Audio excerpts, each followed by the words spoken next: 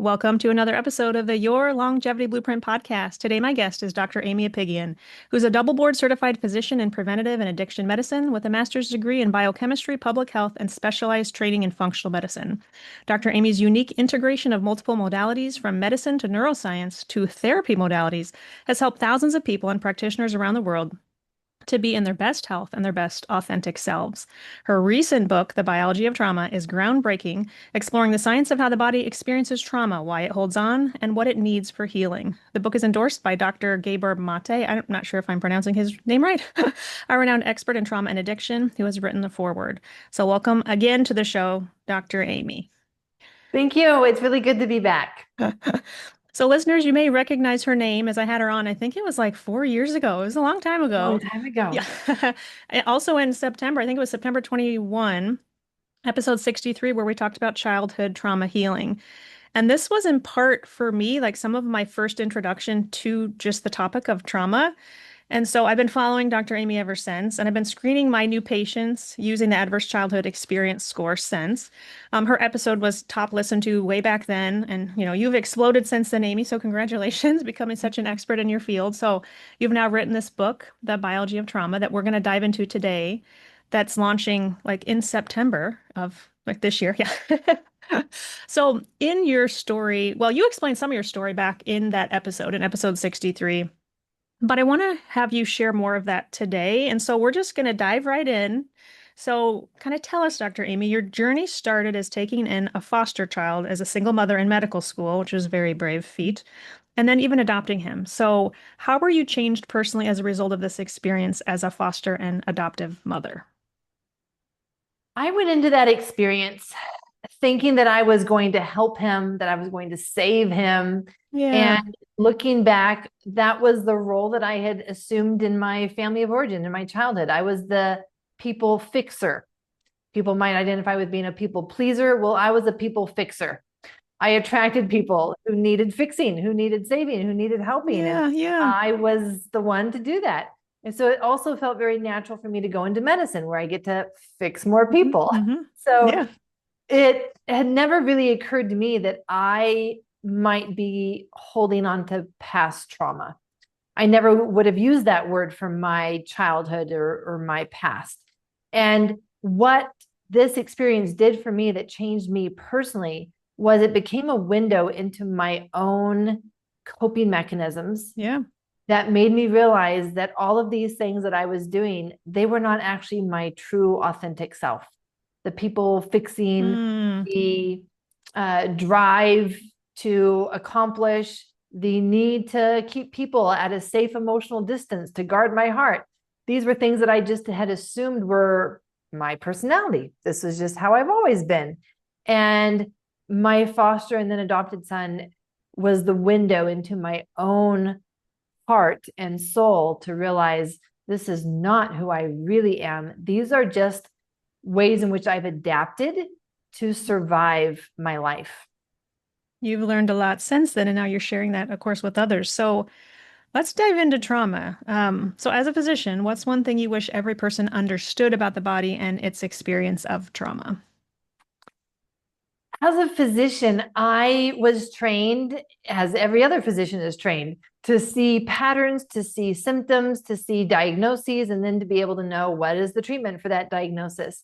And when I started my deep dive study into the nervous system, it really changed things for how I saw my patients, and more importantly, what I saw would be the most effective treatments or protocols to give them that were different than what I had been doing. And even being able to recognize when someone did have big emotions associated with their situation or even their diagnosis. And up until that point, I would just be referring them to therapy. And I would Right. have that phrase that is the equivalent of, you should really go talk to someone about that. Obviously, that's not me. I'm your physician. I don't want to talk about it. I don't want to hear it because I don't know what to do with it. But you should go talk to someone about that, referring to go to therapy. Sure. And as I did my study of the nervous system, I realized that not only was that not the right thing to do, but that every one of my patients had a nervous system component to Mhm. their condition. And if I wanted to make the biggest difference for them, I needed to bring in some interventions that were specifically for their nervous system regulation. Because when I could help them Mhm. shift their nervous system, everything downstream shifts, and our nervous system directs the show. It's the conductor of the orchestra. And so when I was neglecting that nervous system piece, I'm trying to work downstream and stop the flood, Yeah, as yeah. opposed to being able to go upstream and say, why is our body in survival mode that it's even creating these gut imbalances? Why is our nervous system in imbalance that it's creating the lymphatic problems and the detoxification blockages, as opposed to just saying, oh, your detoxification is a problem. Let me give you more supplements. Let me give you some lymphatic flow. All of that is still important, but without bringing in the nervous system piece, I'm still just working on the downstream symptoms rather than the actual driver of Sure. those symptoms. You said that really well. The next question I was going to ask you is like, why therapy doesn't cut it. I mean, I think we both do believe that there's a place and time for therapy, yet I have had, gosh, I got to be careful how I say this because I am just cutting to the chase, but I do feel like, I don't want to say therapy hurts some people, but I guess from some patients and even some employees I've had in my business, over the years, I feel like they're very, maybe the word is codependent on therapy. It's like, I have a bad day. I got to go talk to my therapist. I'm like, that's not the point of the therapist. Like we have to be able to function in in the world and not just rely on them. So I feel like therapy has its time and place, but I was going to ask why therapy doesn't cut it, and it sounds like you're saying because it's not addressing the underlying nervous system component. Am I answering that how you would answer it? Yes, Yeah, and like I'm going to and say yeah, yeah, yeah, yes. yeah, yeah, And there's like so many layers to this, Stephanie. And, yeah. even what you're saying around us having become dependent on someone Yeah, else to help us process something, help us understand something, yeah, or yeah. help us move through something, that actually sounds like it goes back to our attachment. So let's now go back to our early life. What was our relationship? What was our experience in our early life? Did we have a safe person or did we not? Did we feel alone going through so many hard experiences as a child Mm, that we already back then felt lost, felt confused, felt alone, even though we mhm. would not necessarily have been alone? Some of us may have, some of us were not, but it still felt like that. And so now we come to adulthood and we're like, oh, I can pay a therapist to become my safe person. Is that really healing? Well, No, I'm going to yeah. say yes and And yes yeah. and right, like yes, we need to be able to have Feel safe surround and ourselves yes, yes, yes. surround ourselves with people who provide a healthy relationship. And we cannot depend on other people, because what happens when something happens to them, right? I Mhm. see this all the time with pets. Oh, my patient will tell Oh, me, my pet has become my safe place. My pet has become my safe person. sure, sure. And I don't need other people in my life because I have my pet. Like my pet has been so healing for me. And then their pet dies and then they fall apart. And I'm like, was that actual healing? So part of what I do in my book is I lay out the phases of healing. And the Yes. first phase is find your safety. Find your safety, because many are living outside of their window of safety, which means that they're always feeling fearful, always feeling insecure, always then looping between stress and overwhelm because they're always in that survival mode. So the first phase is always, let's disrupt that and find your safety. But if that's the only thing we do, Stephanie, we end up needing to stay small to stay safe. Mm. And that's not the healing journey. That's just the first step of the Step, healing yeah, journey. yeah. Then we need to build our capacity I want to for go there. Can I that I feel like that's I love how you beautifully say that because I'm sure a lot of listeners will feel this way too. I got a sneak peek of her book, so I got to read it ahead of time. Although I only got through the first couple hundred pages, but I want to talk about capacity and overwhelm because I feel like that was speaking to me, and I'm sure the listeners will feel like speaking to them when they get the chance to read your book too. But before we kind of get to the solution, can we go back to the problem just a little bit? Because you said something in the beginning about I think you said something about stress versus trauma, and I think it's really important that we differentiate that for the listeners because how can someone tell if they're just stressed versus if they've had trauma? Like, how do we differentiate that? How do we know if, well, that's us? Yeah. So important. And what I say is I give a story in my book of a patient named Kenneth. And Kenneth came in when I was a general surgery resident, I was working at the VA hospital. So he's a veteran and he had been in the gym that morning lifting weights. Mm-hmm. And that morning, he had a certain capacity and he exceeded his capacity. And so, what he was doing of lifting weights, he was intending to grow his muscles. But because he did too much too fast, he broke his muscle. Which landed him, yeah, with you. Yeah. And thus he walks in, right? Yes. And he walks in with his bicep not attached to his shoulder, but bunched up in the middle of his arm. And it's like, that's not right. But here's what most people will do. Most people will say, oh, this has been so stressful. But if I had said that of Kenneth and be like, oh, Kenneth, your muscle has been so stressed, I would be prescribing ice and rest for a stressed out muscle. If I had done that, that is malpractice. They're not going to fix yeah. No, Yeah, it's yeah. not The going to. torn tendon or ruptured tendon or whatever. Yeah. Exactly. So his tendon, his muscle had crossed the line of overwhelm that we can cross inside of ourselves as well. And that's what broke his muscle. It wasn't able to hold that much stress. And so it just broke. And when we break or his muscle broke, it's a very different protocol than if it were just stressed. With a broken muscle, I needed to take him to surgery. That was the only thing that was going to Reattach. be proper intervention for his broken muscle. So this is the danger of us calling things just stress when it's actually crossed the line of overwhelm. And we're really dealing with the trauma response, trauma biology, because that is a different intervention than just stress. We apply stress reduction techniques or To manage our stress. Yeah, yeah. and it's not going to touch a broken system. Which you feel like is so or you're basically saying if we have stored trauma through our life, just stress management techniques aren't gonna cut it. We have to deal with, or not deal with, you say complete how do you say it in your book? I know, right? How do you find the right words for this? It's not my terminology yet. I call it repair. We repair, right? Just like Kenneth's muscle, I need to repair the muscle. I need to repair that attachment. And then he does great. So here's the difference is that we need to understand, are we talking about an acute trauma? Or are we talking about a trauma that we've never dealt with and it's become chronic? With Kenneth walking into the hospital, that was an acute trauma. Sure. And I can do something about it right now and it doesn't become chronic. Right.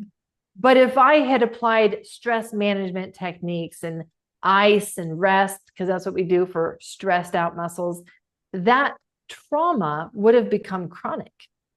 And now he would have been trying to function in life, but having to work a lot harder to have to function in life with this muscle that no longer works because it was broken. Good analogy. Yeah, very good analogy. We want to differentiate between something that's acute versus something that we never resolved. We never repaired at that time. And so now it's become chronic. And we can look at all the ways in which it has impacted us. And we've had to work around our handicap in order to try to function, given we never resolved the acute trauma. I want to get to resolution, but I have to really quick, which again, you outlined very well in your book, ask you about I guess, do you call these the steps of the like trauma response? The startle, the stress, the wall, the freeze, and the shutdown, or what are those exactly?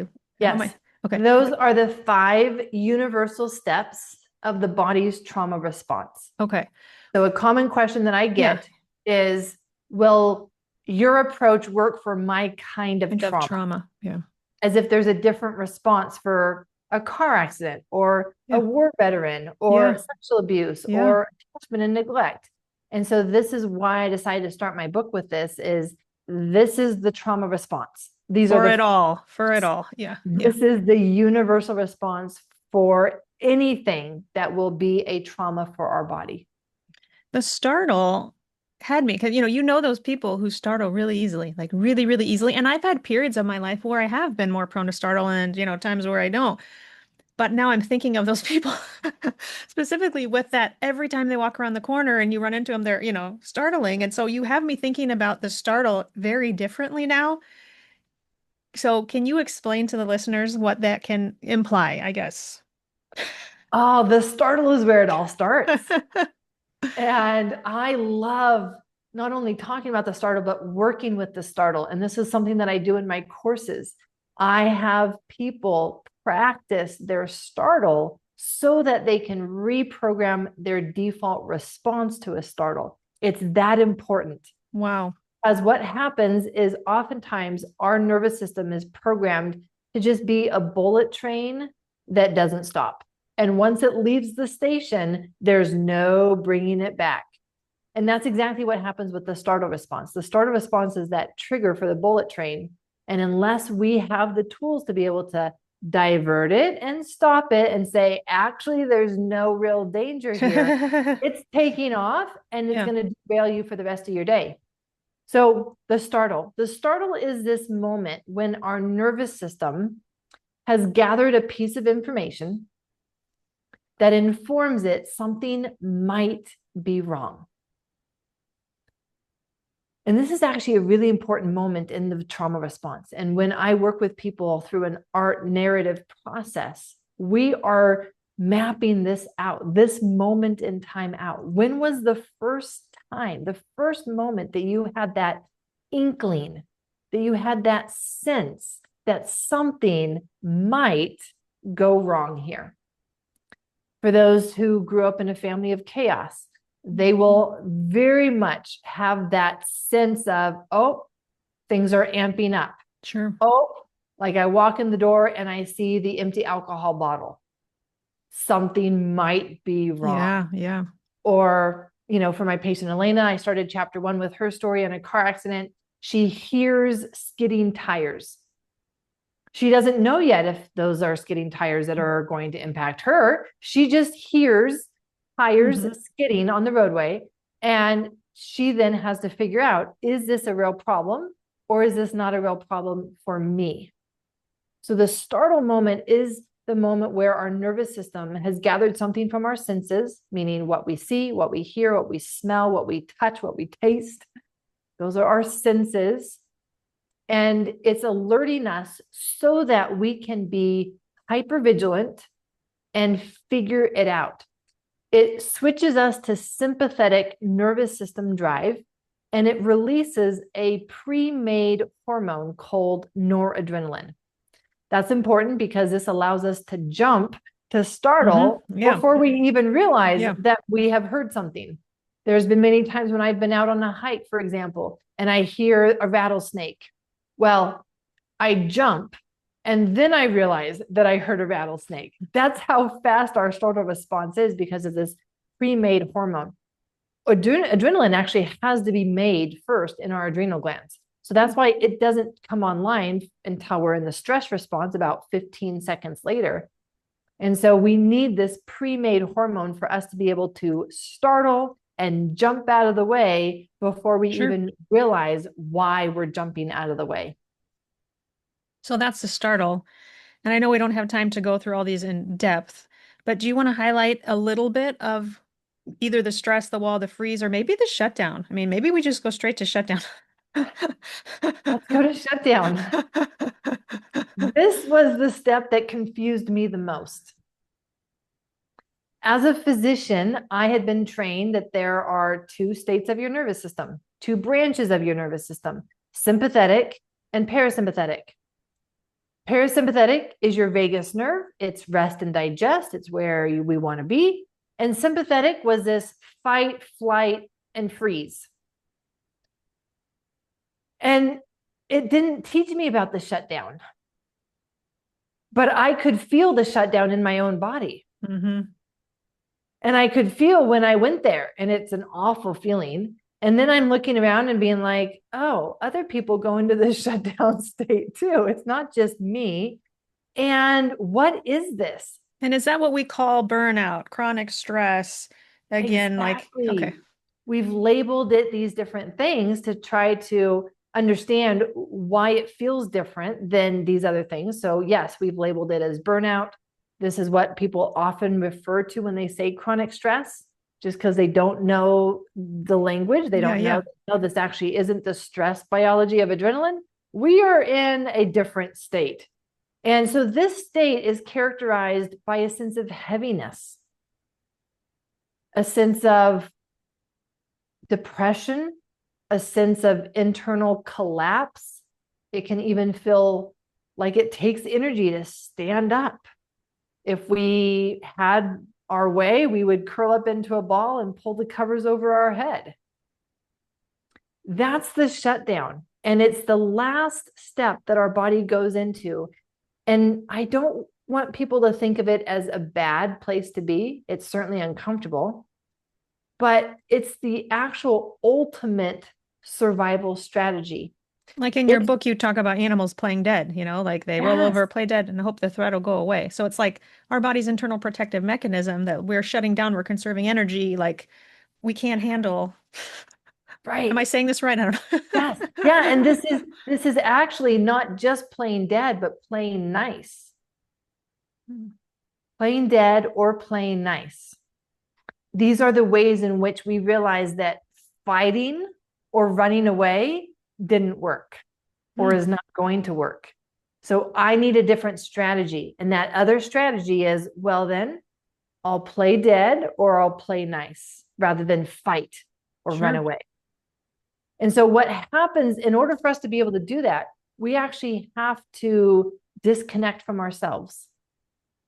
At that moment, our reality is so unbelievable and so unbearable that we have to disconnect from ourselves. And so we abandon ourselves in that moment in order to be able to survive this, in order to be able to get through this.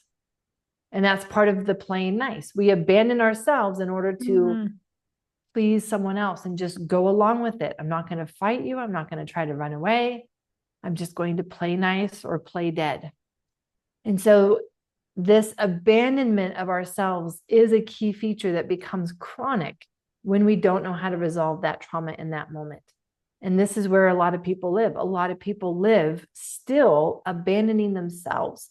How does that look like? That looks like the person who doesn't really listen to their body and what it needs. Instead, it tells its body what it wants. I want you to do this. I want you to do that. I want you to keep up with me. I want you to not feel tired. I want you to not feel lonely. I want you to just be able to push through. And that's a form of abandoning ourselves. There's also this idea of, like I shared at the beginning, I wasn't living my true authentic self. I was living in more accomplishments. I was living in people fixing. I had abandoned myself long ago to the degree that I didn't even know that I was abandoning myself. I truly thought that that was just who I was in my personality. So this is part of then the healing journey is even discovering that we have been living disconnected and haven't even known it. A lot of depth to what you just said there. Okay. I want to come back to, well, obviously the solution, kind of how we get out of that, which you can't fix our listeners, in a podcast interview, but I want to come back to the overwhelm and that capacity too, because I really like in your book, I actually myself had just done a video about muscle capacity and making sure that we're, working out so that we can account for the muscle decline that's going to happen as we age.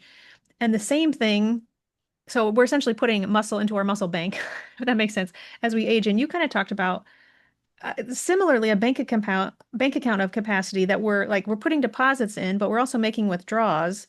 We have to have enough capacity like in our account to survive and to get through, well, for our body's ability to function for digestion and immune response, hormone production, whatnot. So I don't want to take the words out of your mouth because you say this much more beautifully and eloquently than myself, but can you mention that capacity and how when we exceed that, that leads us to this overwhelmed state? And then, yes, what do we do, Aimie? Help us. Capacity. It all really comes down to capacity because there are two reasons that we will cross that critical line of overwhelm and something will go from being a stress to being a trauma response. And one is too much too fast. It's too much too fast for our capacity at that time. But the other reason is too little for too long. And that will also have a lower capacity. And so then when something hard comes, we're looking at our bank account, if you want to call it the energy account, Sure. and saying, I don't have enough funds. I'm going to go in the negative. And when we go in the negative, that's the trauma response. As long as we have funds in our account, we can pay the bill, and that's a stress. But if we have to go into the negative, that's a trauma response. So we don't want to go in the negative. So how do we build capacity, Aimie? How do we build capacity? This is Well, back to safety, I think what you were saying earlier too, yeah, right? it takes me back to the three phases of the healing journey. Yeah. And building capacity is not where we start. Where we start is finding our safe place, our internal safe place. Sometimes, and oftentimes, that means changing our outer environment as well. But we have to learn how to create that felt sense of safety. And oftentimes, what we will discover is that our external environment is just fine, but we still don't feel safe. And so that's the work that we do, is finding our safe place and learning how to create that internal safety. And then we can do that no matter where we are, no matter what else is going on, because the safety then becomes inside of us. But then that's just the first step. Sure, But sure. I think of building capacity as a baby chicken and an egg. And that baby chick is inside of its egg. And if someone were to put external pressure on that egg in order to try to make them build their capacity and grow, it breaks the egg and they die. But instead, if as that little chick grows, it's putting pressure from the inside, eventually it will open up that shell and now life will emerge.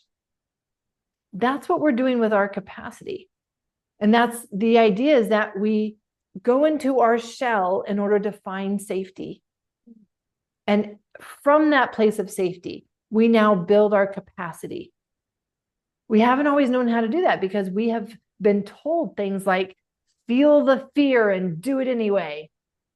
That is not staying within your safe window as you stretch your window. And so this is the idea of, after we find our safety, now we start using stress in the right way. We want to use stress in a way that we are going to stretch our window of what we can do rather than break our window because we've tried to do too much too fast. And do your courses help clients do this? I mean, is that kind of what your course helps with? Or This is what yeah. my courses are Okay. for. Yeah. And I walk them through these three phases and all the different ways in which we need to work on our nervous system and this chronic trauma so that we can build our capacity in a way that's sustainable and based on a foundation of safety and regulation. Awesome, awesome. Well, I need this. Everybody needs this. I have to take a moment because I want to talk about birth trauma, just real briefly here. You know, I have my listeners also know I have a book coming out, a second book coming out, Your Fertility Blueprint. And I share a lot of my story through that, and I'll be sharing more on the podcast this season. But I do feel like not do feel like I had birth trauma with my first son. I had postpartum hemorrhage. Actually ended up having postpartum hemorrhage with my second, also very bad. I had nightmares. I was bleeding out, following that. And like the second one was worse than the first. But let me just go back to the first here. So with first one, I didn't know much about just the nervous system, I think in general, and polyvagal theory and just having the safety, to conceive. You just talked about life emerging, from the egg. And I feel like the same is true with our body. Like we need to feel safe to be able to create new life. And so I did work through very shortly before I conceived the second time. I finally went back to, I thought, could that birth trauma from that first experience be, haunting me, or could that be one of the limiting factors with me conceiving again? And I do think that was part of the problem. And so I talk a little bit about that in my book, but I wanted to ask your opinion with all the clients you've seen. I wanted to ask you, like, have you seen clients work through birth trauma, like in preparation for finally conceiving again? Has that been a limiting factor that you've seen? 100%. Because those experiences form beliefs about ourselves and about others and about the world. And so there is a part of us that forms in every trauma experience. And that part of us says, wow, I might die if I Yeah, have another child. yeah, yeah, yeah, I might hemorrhage, and yeah, yeah, yeah. hemorrhaging means I might die. I might die if I have another child. And even though the beliefs that these parts form can seem illogical and we can talk ourselves out of them, it doesn't change the fact that these parts have these experiences and these beliefs until they have resolution. So they can have all kinds of these beliefs that then will unconsciously be self-sabotaging us for what other parts of us want to accomplish in life. So if you're struggling with infertility and you've had some birth trauma, just, listen in here. You might want to get Amy's book because this could be something that's, yeah, something that needs to be like completed. You talk about that a lot in your book, that you need to complete that response. And I know we don't have time to totally get through all that today, but yeah, listeners, for infertility, trauma could be a missing link here. So, And that's why in my book yeah, I yeah, lay out that it's not ever going to be one thing, right? yeah, yeah. There's no like, oh, this is the one thing that I'm telling you to do and you'll heal all of your trauma. It's not that It's simple. Yeah, never yeah. one thing. But here are the three levels. We always will need the mind level or these beliefs that we've formed. We always will need the body level or these somatic implicit memories that our body is still responding to. And we will always need the biology level where the damage has happened and it stays chronic in our system. So no matter what we're doing, we need all three levels, mind, body, and biology. And then we're applying the framework of safety first, and then support or that stress response, and then this expansion and moving into more and more aliveness rather than more and more sense of what's the next thing that needs to be fixed? What's the next thing that needs to be healed? Where else am I broken? Good summary. Yeah, you packed a lot in a short period of time here, so thank you. So tell us, Amy, about your book, where listeners can find you. I know you have some book bonuses too, so yeah, tell listeners about those. They can find me and the book at biologyoftrauma.com/book. So the book is called the biologyoftrauma.com or biology of trauma. The website is biologyoftrauma.com and it's /book. And there they can find both the link to order if they want that, or the bonuses that I'm sharing, my 5-day nervous system reset as a way for people to just get started with some of these somatic, powerful interventions that already start to create that safety if they are finding that that's really where they need to start. Awesome, awesome. Okay, Amy, what's your top longevity tip? I didn't have time to look up what you said last time, but what would your top longevity tip be? Do your trauma work. Kind of can't go wrong doing that, huh? Yeah. You can. You I can, you would say can. you can if you don't do it the right way, Roy. right? Because you can open up Pandora's box in a way that will hurt your health. So do your So the trauma work. right way is Like to do it in the right exactly. steps. Is it? Yeah, yeah. Do your trauma work, which to me means walk through these phases to make sure that you are walking through it in a way that will be helpful to your body and not make your body relive past experiences that create these same sensations that it's been dealing with. We need to create a different experience for ourselves. Beautiful. Anything else you want to share today? I just want to share hope, right? Like sometimes trauma can be such a heavy topic. And if I didn't have hope, I wouldn't have written the book for people. But for me, being able to lay out the framework, the phases, the 3 levels, these 5 steps, it's because the science gives us so many practical interventions that we are not stuck. And it doesn't matter how old we are or how long we have packed our trauma. There is always something that we can do to return back home to ourselves. And do you feel like, bringing this full circle back to how we started, do you feel like now you're living that authentic life that you wanted to live? Are you there, or is this a constant Much, journey? much more, but there are definitely more layers even to my work. Well, thank you. Thank you, Dr. Aimie, for coming on the show again 4 years later and for your tremendous commitment to helping both individuals and providers learn to truly heal from trauma. So I encourage listeners, if you want, as Aimie puts it, to navigate life and its stressors better, right? Get her book. I think Butterfly Effect, Here You Come, because this is going to change so many lives. This was amazing. So, yeah, I think this will be one amazing episode that will be shared over and over again. So thank you so much for coming on the show today. Thank you for all that you do.